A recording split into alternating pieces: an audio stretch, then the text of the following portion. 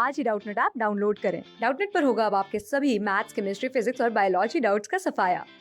बस अपने क्वेश्चन की फोटो खींचो, उसे क्रॉप करो और तुरंत वीडियो सोल्यूशन पाओ। Download now. तो इस वीडियो में हम पढ़ेंगे एटॉमिक रेडियस और कोऑर्डिनेशन नंबर। तो हम अपनी सिंपल क्यूबिक जो कि हमारा प्रिमिटिव यूनिट सेल होता है उसके लिए, बॉडी सेंटर्ड क्यूबिक और फेस सेंटर्ड क्यूबिक, इन तीनों यूनिट सेल्स के लिए हम अपना एटॉमिक रेडियस निकालेंगे क्या होता है और अपना कोऑर्डिनेशन नंबर निकालेंगे इन तीनों का। ठीक है, तो अब तक हमने पढ़ा था प्रिमिटिव यूनिट सेल। ठीक है, अब अगर जो उस प्रिमिटिव यूनिट सेल जो हम ले रहे हैं अगर वो क्या हो, क्यूब हो, मतलब तीनों के तीनों साइड्स उसकी हमारी सेम हो, ठीक है, तो उसको हम बोलते हैं सिंपल क्यूबिक। ठीक है, और अगर ऐसे ही बॉडी सेंटर्ड अगर आपको यूनिट सेल है और वो क्यूब हो तो उसको बोलते हैं बॉडी सेंटर्ड क्यूबिक। ठीक है, तो हम एक एक करके कंसिडर करेंगे। तो सबसे पहले हम कंसिडर कर रहे हैं सिंपल क्यूबिक। तो सिंपल क्यूबिक में क्या होगा, आपके जो एटम्स होंगे वो किस पे प्रेजेंट होंगे, सारे के सारे एजेस पे प्रेजेंट होंगे। ठीक है, और जब आपके जो सारे एटम्स हैं वो एजेस पे प्रेजेंट होते हैं तो क्या होता है, एक ये एज वाला मॉलिक्यूल और ये एज वाला मॉलिक्यूल, ये दोनों आपस में टच करते हैं। ठीक है, जैसे अब तक मैंने लास्ट लेक्चर जितने भी बनाए वो इतने छोटे छोटे बनाए थे। ठीक है, लेकिन एक्चुअली में ऐसा नहीं होता, वो बहुत बड़े बड़े होते हैं और एक दूसरे को टच कर रहे होते हैं। कैसे, तो जैसे मैंने इस वाले कॉर्नर पे ये एटम बना दिया और इस वाले कॉर्नर पे ये एटम बना दिया। ठीक है, तो ये पूरे का पूरा जो ये आपका सर्कल है या फिर जो स्फीयर है ये दोनों एक दूसरे को टच कर रहे होते हैं। ठीक है, अब हम क्या करते हैं, इसका एटॉमिक रेडियस हमें निकालना है। तो इसका जो रेडियस होगा वो आपका क्या होगा, ये आपका क्या है, रेडियस। और जो इसका इस क्यूब का की एज लेंथ है उसको हम ले लेते हैं ए। ठीक है, तो ये जो एज लेंथ है आपकी पूरी की पूरी, ये आपकी किसके इक्वल है, ए के इक्वल है। ठीक है, तो क्यूब है, क्यूब ले रहे हैं तो सारे एज लेंथ हमारे ए के इक्वल होंगे। और जैसे मैंने इन दोनों कॉर्नर्स पे ये आपका एटम बनाया है, ऐसे ही सारे कॉर्नर्स पे आपके एटम होंगे, आठों कॉर्नर पे आपका एक एक एटम होगा और वो सारे के सारे आपस में क्या कर रहे होंगे, टच कर रहे होंगे। ठीक है, तो ये डिस्टेंस आपका ए हो गया, ये आपका रेडियस हो गया इसका, और ये भी आपका क्या होता है, इसका रेडियस होता है। ठीक है, तो ये जो बाकी का पार्ट जो बचा इसका, ये पूरा डायमीटर है तो ये भी क्या होगा, इसका रेडियस। और ये वाला रेडियस आपका कहाँ होगा, नेक्स्ट वाले क्यूब में होगा, है ना। ठीक है, तो ये हो गए आपके इसके डायमेंशंस। अब अगर हम देखें तो ये जो एज लेंथ है ए, ये आपके इसमें किसके इक्वल होगी, 2r के इक्वल, ये r प्लस r। ठीक है, तो किसके इक्वल होगी, r के इक्वल। और अगर 2r के इक्वल, और अगर हम इसमें r की वैल्यू निकालें तो r की क्या वैल्यू आएगी, a/2। ठीक है, तो आपका जो सिंपल क्यूबिक होता है उसमें जो एटॉमिक रेडियस होता है उसकी वैल्यू आपकी क्या होती है, एज लेंथ के हाफ होती है। ठीक है, ये तो हो गया आपका एटॉमिक रेडियस। अब अगर हम बात करें इसके कोऑर्डिनेशन नंबर की, ठीक है, तो उसके लिए हम क्या करते हैं, जैसे हमने ये क्यूब बना लिया, सिंपल क्यूब। ठीक है, अब अगर ये वाला एटम है इसका हमें निकालना है कोऑर्डिनेशन नंबर, सारे का सारे कॉर्नर्स का वही होगा जो आपका कोऑर्डिनेशन नंबर होगा। ठीक है, तो ये वाला एटम अब इस वाले एटम से कनेक्टेड होगा। ठीक है, इस वाले एटम से कनेक्टेड होगा डायरेक्टली, और इस एज लेंथ से इस वाले एटम से कनेक्टेड होगा, तो ये इन तीनों को टच कर रहा होगा। ठीक है, कोऑर्डिनेशन नंबर बेसिकली क्या होता है कि आपका जो एक एटम है वो एक क्रिस्टल सिस्टम में कितने नंबर ऑफ एटम से घिरा हुआ है, मतलब उसके नियरेस्ट नेबरहुड में कितने एटम्स हैं, वो उसका क्या होता है, कोऑर्डिनेशन नंबर। तो ये 3 है इसके।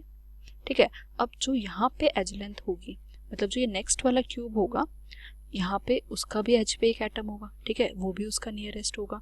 ठीक है, और यहाँ पे अब इसके आगे जो क्यूब होगा, उसके एज पे भी एक एटम होगा, और इसके ऊपर जो क्यूब होगा उसके एज पे भी एक एटम होगा।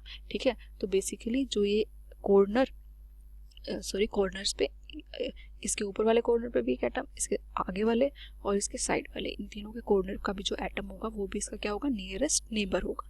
ठीक है, तो इसके ये 6 की 6 डायरेक्शंस में, यहाँ पे ऊपर नीचे दोनों साइड में और आगे पीछे, यहाँ पे इसको एक एक एटम मिलेगा उतना ही डिस्टेंस ट्रैवल करने पे। अगर हमने इस क्यूब का जो एज लेंथ ली है वो ए ली है, ठीक है, तो ए ही डिस्टेंस इन 6 के 6 डायरेक्शंस में अगर हम ट्रैवल करेंगे तो आपको क्या मिलेगा, एक एक एटम मिलेगा। तो इसका जो कोऑर्डिनेशन नंबर होगा, मतलब जो इसके नियरेस्ट नेबर एटम्स हैं वो आपके कितने हैं 6। तो इस केस में जो आपका कोऑर्डिनेशन नंबर होगा वो आपका होगा 6। ठीक है, तो ये हो गया आपका सिंपल क्यूबिक। अब नेक्स्ट हम चलते हैं बॉडी सेंटर्ड क्यूबिक पे। तो बॉडी सेंटर्ड क्यूबिक हमारा सेकंड है हमारा बॉडी सेंटर्ड क्यूबिक, और हम इसको लिख सकते हैं BCC, इसको शॉर्ट में क्या बोलते हैं BCC, बॉडी सेंटर्ड क्यूबिक। ठीक है, तो इसके लिए फिर से हम क्या करते हैं, क्यूब बना लेते हैं। तो BCC वाले में क्या होता है, देखो ये एटम है आपका बॉडी के सेंटर पे, और ये मैंने इस वाले कॉर्नर का एटम बना लिया और इस वाले कॉर्नर का एटम बना लिया। ठीक है, तो ऐसे ही जो ये बॉडी सेंटर है ये आपके 8 के 8 कॉर्नर वाले एटम से टच होता है। ठीक है, अटैच्ड होता है। पूरा का पूरा स्ट्रक्चर बहुत कॉम्प्लिकेटेड हो जाएगा, इसलिए मैंने पूरा नहीं बनाया। लेकिन जैसे यहाँ का भी जो एटम होगा वो ऐसे यहाँ पे एटम आएगा पूरा, फिर वो उधर से आएगा। तो ये चारों को 8 के 8 जो कॉर्नर के एटम्स हैं वो आपके बॉडी सेंटर वाले से टच में होते हैं। ठीक है, तो अब अगर इसका मैं देखूं कि इसका जो बॉडी डायगोनल होगा, है ना, बॉडी डायगोनल क्या होता है कि आपके जो अपोजिट एंगल्स हैं, कॉर्नर्स हैं, जैसे ये आपके दोनों कॉर्नर्स हैं, इन दोनों को अगर आप क्या करो कंबाइन कर दो तो ये आपका होगा बॉडी डायगोनल, कि आपके पूरे क्यूब की बॉडी का डायगोनल क्या है। ठीक है, और एक क्यूब में आपके पास 4 बॉडी डायगोनल्स होते हैं, एक इन दोनों के बीच का जो डिस्टेंस है आपका, और एक क्या करेंगे अपोजिट ले रहे हैं ना, तो ये वाला और ये वाला। ठीक है, ऐसे ही ये वाला और ये वाला, और ऐसे ही ये कॉर्नर और ये कॉर्नर। ठीक है, तो ये आपके होते हैं बॉडी डायगोनल्स। तो अब इस बॉडी डायगोनल पे ये जो पूरा का पूरा एटम है, ये पूरा का पूरा ये तीनों के तीनों बॉडी डायगोनल पे होंगे एकदम स्ट्रेट, है ना। और ये अब जो इसका जो ये रेडियस है ये कितना होगा 2r, है ना। ये बॉडी सेंटर वाला क्या है, पूरा का पूरा है आपका बॉडी डायगोनल पे। ठीक है, वो क्या है बॉडी के सेंटर में है। इसको अगर आपको समझ नहीं आ रहा तो जिस रूम में आप बैठे हो सिर्फ उसको इमेजिन करो कि 2 ऑल्टरनेट कॉर्नर्स पे, 2 अपोजिट कॉर्नर्स पे एक लाइन जा रही है, और बॉडी के सेंटर में भी एक मॉलिक्यूल है पूरी बॉडी के, और दोनों कॉर्नर्स पे एक एक मॉलिक्यूल है, तीनों आपस में टच कर रहे हैं। ठीक है, तो जो आप दोनों कॉर्नर ले रहे हो जिसपे आप एटम है, ठीक है, तो वही आपको बॉडी डायगोनल लेना है। तो वो जो बॉडी डायगोनल होगा वो तीनों एटम्स में से पास करेगा।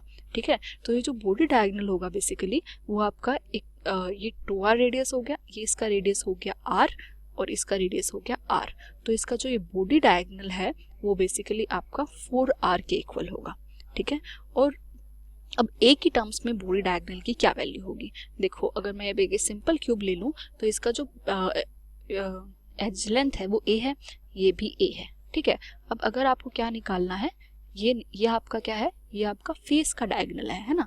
ये आपका नीचे वाला फेस है, मतलब जैसे आपका फर्श हो गया, तो उसके अगर आप 2 कॉर्नर्स को ज्वाइन करो वो आपका फेस डायगोनल हो गया। ठीक है, और बॉडी के अपोजिट कॉर्नर्स को क्या कर रहे हो, ज्वाइन कर रहे हो, मतलब ये वाला कॉर्नर अब आप किसके साथ ज्वाइन करो, ऊपर वाले के साथ। ठीक है, तो वो होगा आपका बॉडी डायगोनल। ठीक है, तो ये तो हमने देख लिया क्या है, ये फेस डायगोनल है। अब अगर हमें फेस डायगोनल की वैल्यू निकालनी है तो आपको पता है कि ये जो आपने लिया है ये क्यूब है, तो ये क्या होगा आपका, ये वाला एंगल क्या होगा 90 डिग्री के इक्वल होगा। तो इस पे आप पाइथागोरस थ्योरम लगा सकते हो। पाइथागोरस थ्योरम अगर लगाओगे तो a² + a², इसकी वैल्यू अगर आपको निकालनी है तो क्या होगी, मान लो ये ले लिया मैंने a, b और c, तो AB के स्क्वायर की वैल्यू आपकी क्या होगी AC² + CB², और इन दोनों की वैल्यू क्या है a, तो क्या आ गया a² + a²। तो यहाँ से आपके पास AB की वैल्यू क्या आ जाएगी कि हो जाएगा 2a², और फिर इसका स्क्वायर हटा के हम क्या कर देंगे दूसरी तरफ स्क्वायर रूट, तो आपके पास आ जाएगा √2a। ठीक है, तो यहाँ से आपके पास फेस डायगोनल की वैल्यू आ गई √2a। ठीक है, अब आपको क्या करना है, बॉडी डायगोनल की वैल्यू निकालनी है। यहाँ से अगर आप अपना बॉडी डायगोनल बनाओ तो आपको बॉडी डायगोनल क्या होगा, ये होगा, यहाँ से मैंने ये बना दिया इसका बॉडी डायगोनल। ठीक है, तो ये आपका हो गया बॉडी डायगोनल। अब मैं क्या कर रही हूँ, किसको कंसिडर कर रही हूँ, इस वाले ट्रायंगल को। ठीक है, अगर आप देख पा रहे हो तो ये वाला ट्रायंगल जो आपका एक बॉडी डायगोनल और आपका एक फेस डायगोनल और इस वाले एज से जो मिलके बन रहा है।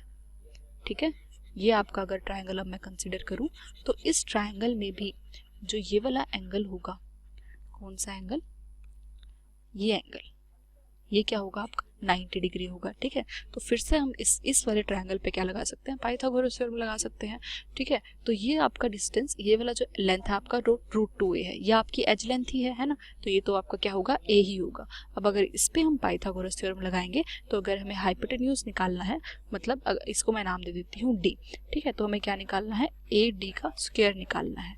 ठीक है, तो हाइपोटेन्यूज का स्क्वायर निकालना है तो क्या करेंगे, अपना बेस क्या है इसका, √2a का स्क्वायर प्लस में परपेंडिकुलर का स्क्वायर, परपेंडिकुलर है आपका a।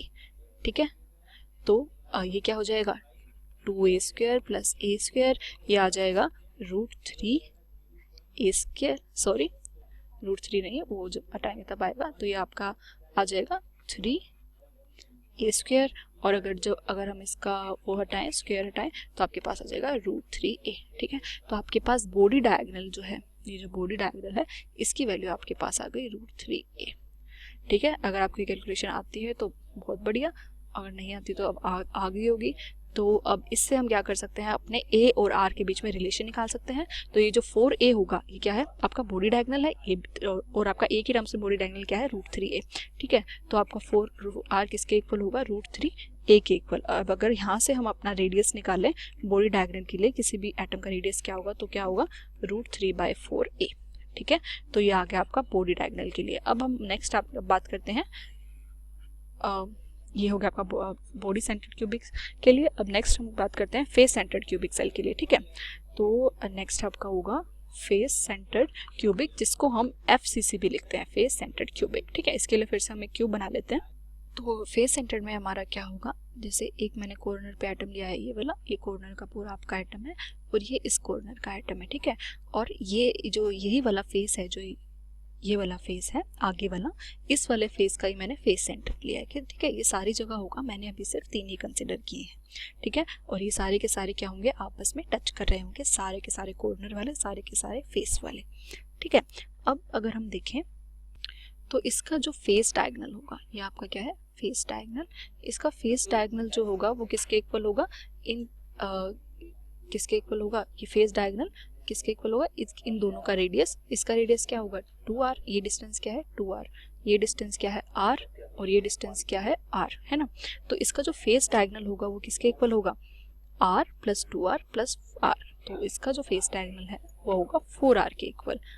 ठीक है, और अगर हम इस फेस डायगोनल की वैल्यू निकालें, तो अभी जैसे हमने लास्ट ऊपर निकाल ही लिया जब हमने BCC में निकाला था, तो BCC में हमने फेस डायगोनल की भी वैल्यू निकाली थी, ये था आपका फेस डायगोनल, और इसकी वैल्यू आई थी आपके पास √2a। ठीक है, तो हम दोबारा नहीं निकालेंगे, सीधा यहाँ से डायरेक्ट पुट करेंगे कि जो आपको 4r है उसकी वैल्यू होगी √2a, और यहाँ से फिर आप r निकाल सकते हो आराम से, क्या होगा, √2/4a, या फिर हम इसको क्या लिख सकते हैं, a/2 √2। ठीक है, और अगर हम इसको सोल्व करके लिखें, मतलब पॉइंट्स में अगर हम लिखना चाहें, तो इसकी वैल्यू होती है 0.3535a। ठीक है, तो ये आ गया आपका इसके रेडियस और एज लेंथ के बीच का रेशो। और अगर FCC में भी अगर हम लिखें इसका पॉइंट्स में करके, तो इसका पॉइंट्स में आता है 0.433 r। ठीक है, तो ये हो गया आपका FCC में एज लेंथ और रेडियस के बीच में रेशो, BCC में और सिंपल क्यूबिक में। अब हमने सिंपल क्यूबिक में तो कोऑर्डिनेशन नंबर निकाल लिया था कि कैसे 6 आता है। अब हम बात करेंगे कि BCC और FCC में क्या कोऑर्डिनेशन नंबर आता है और कैसे आता है। ठीक है, उसके लिए सबसे पहले हम देखते हैं BCC में। तो फर्स्ट हम देख रहे हैं BCC में क्या होगा, इसके लिए BCC वाला क्यूब बना लेते हैं। तो ये हो गया आपका BCC का क्यूब, इसमें आपके 8 कॉर्नर्स पे भी एटम है और सेंटर में भी एटम है। तो जो सेंटर वाला एटम होता है ना, ये आपका कनेक्टेड होता है, मतलब इसके जो नियरेस्ट नेबर होता है जिससे टच कर रहा होता है, वो इसके पूरे के पूरे 8 के 8 कॉर्नर्स होते हैं। ठीक है, तो ये 8 के 8 कॉर्नर्स इसके नियरेस्ट नेबर हैं। तो इसका जो कोऑर्डिनेशन नंबर होता है BCC का, वो क्या होता है, 8 होता है। ठीक है, अब हम बात करते हैं अपने थर्ड और लास्ट क्रिस्टल सिस्टम की, जो है आपका FCC। तो FCC में आपका क्या कोऑर्डिनेशन नंबर होता है, जैसे FCC में कोऑर्डिनेशन नंबर निकालने के लिए मैं क्या करती हूँ, एक एटम को कंसीडर कर लेती हूँ, और जो एक एटम हम कंसीडर करेंगे फेस सेंटर वाला, वो मैं वो कंसीडर करती हूँ जिसकी हमने कॉमन वॉल ली है। मतलब 2 मैंने यहाँ पे क्या ले लिए, यूनिट से ले लिए, और इन दोनों क्योंकि हम फेस सेंटर वाला का निकाल रहे हैं कोऑर्डिनेशन नंबर, तो ये फेस सेंटर दूसरे वाले क्यूब पे भी फेस सेंटर्ड है, तो वहाँ पे भी कुछ ना कुछ एक एटम से अटैच्ड होगा, ठीक है। तो हमने क्या किया, दो बना लिया, और इन दोनों के बीच में जो कॉमन वाला है इसका निकाल लेते हैं हम, तो हर एक का क्या होगा, यही होगा, ठीक है। तो जो ये वाला एटम होता है इसके फेस सेंटर वाला, ये बेसिकली आपका अटैच्ड होता है एक तो इन चारों कॉर्नर्स के साथ, ठीक है, इन चारों कॉर्नर्स के साथ अटैच होता है। और ये चारों के चार जो आपकी फेस सेंटर हैं, 1 2 3 4, इन चारों फेस सेंटर्स के साथ और इन चारों फेस सेंटर्स के साथ, ठीक है, सॉरी, इन चारों फेस सेंटर्स के साथ, ठीक है। तो बेसिकली जो आपका FCC होता है उसका कोऑर्डिनेशन नंबर 12 होता है, और ये अटैच होता है इन चारों एटम्स के साथ जो इसके साइड वाले कॉर्नर्स पे हैं, और इसके दोनों के दोनों जिस यूनिट सेल्स में ये हाफ हाफ कंट्रीब्यूट कर रहा है, उन दोनों यूनिट सेल्स में जो आपके फेस सेंटर्ड हैं, इसके जो नियरेस्ट नेबर्स होते हैं वो सारे होते हैं। तो ये 4 4 4 12 के 12 इसका क्या होंगे, और नियरेस्ट नेबर्स होंगे, और यही इसका कोऑर्डिनेशन नंबर होगा, ठीक है। अगर हम इस फेस सेंटर्ड की बात करें तो हम क्या कर सकते हैं, अगर देखो मैं यहाँ पे अगर क्यूब बना के देखूँ, तो ये एक तरह से क्यूब की स्क्वायर मैं अगर बना दिया यहाँ पे, ठीक है, तो एक तरह से ये सारे के सारे जो आपके फेस सेंटर्ड हैं ये इस स्क्वायर की एजेस पे ही एग्जिस्ट करते हैं, ठीक है। तो हम मान सकते हैं कि जैसे ये आपका प्लेन है ना, जैसे ये आपका एक प्लेन है सिर्फ कॉर्नर्स वाला, वैसे ही ये एक कॉर्नर्स जिसमें फेस सेंटर्ड पे एटम्स वैसे वाला प्लेन है, ठीक है। तो और ऐसे ही यहाँ पे भी एक प्लेन होता है, ये इस एटम से अटैच्ड होगा, पास होगा, ऐसे ये वाला इस एटम से पास होगा, और ये वाला इस वाले एटम से पास होगा, ठीक है। तो बेसिकली जो ये आपका फेस सेंटर्ड वाला एटम है ये आपका इन चारों के साथ, फिर इस वाले प्लेन के चारों के साथ और इस वाले प्लेन के चारों के साथ अटैच्ड होता है, ठीक है। तो इसका कोऑर्डिनेशन नंबर होता है आपका 12। तो ये हो गया आपका रेडियस, हमने इन सबकी रेडियस और एज लेंथ के बीच में रिलेशन निकाल लिया, और हमने क्या निकाल लिया कि इन सब का कोऑर्डिनेशन नंबर क्या होगा, ठीक है। अब नेक्स्ट लेक्चर में हम पढ़ेंगे पैकिंग फ्रैक्शन क्या होता है, और अलग अलग आपके सिंपल क्यूब, बॉडी सेंटर्ड और FCC, दोबारा से इन तीनों में आपकी जो पैकिंग फ्रैक्शन होती है वो क्या आती है, ठीक है। क्लास 6 से 12 से लेके नीट, IIT, JEE मेंस और एडवांस के लेवल तक 10 मिलियन से ज्यादा स्टूडेंट्स का भरोसा। आज ही डाउनलोड करें डाउटनेट ऐप या व्हाट्सएप कीजिए अपने डाउट्स 8400 400 400 पर।